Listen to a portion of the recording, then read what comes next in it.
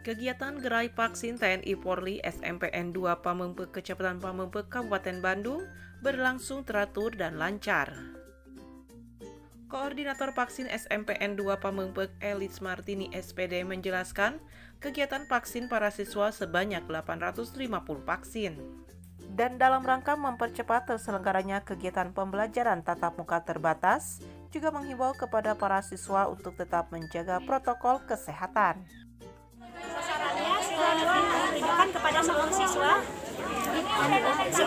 agar bisa divaksin semuanya, Pak. Ya, setelah siswa divaksin dapat PTM 100%, Pak.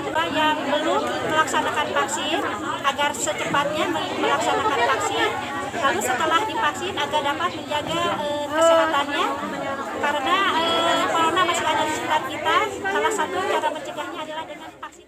Masih di tempat yang sama, Kepala Desa Bojong Kunci Dani Kusmawan atau GUR mengungkapkan, dengan terselenggaranya kegiatan vaksin ke-1 sangat bersyukur dan berharap melalui kegiatan vaksin ini, program pemerintah dalam mengantisipasi COVID-19 bisa tercapai.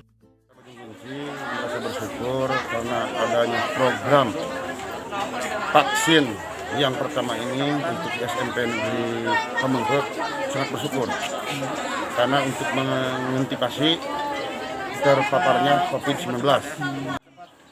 Saya berharap kepada semua unsur instansi yang terkait, mudah-mudahan ke depan lebih diprogramkan lagi vaksin kedua supaya semua masyarakat dan program pemerintah terpenuhi. Masih dalam kegiatan gerai vaksin, Ibtu Gudmansah, Kanit Lantas Polsek Pamengpeuk mengungkapkan sebagai berikut. Saya sangat mendukung sekali dengan kegiatan vaksinasi ini, apalagi dari pihak sekolah antusias ya untuk mengadakan kegiatan vaksinasi. Yang kita fasilitasi untuk vaksin kita khusus vaksin presisi. Meskipun kita sudah divaksin, tetap protokol kesehatan selalu kita kedepankan.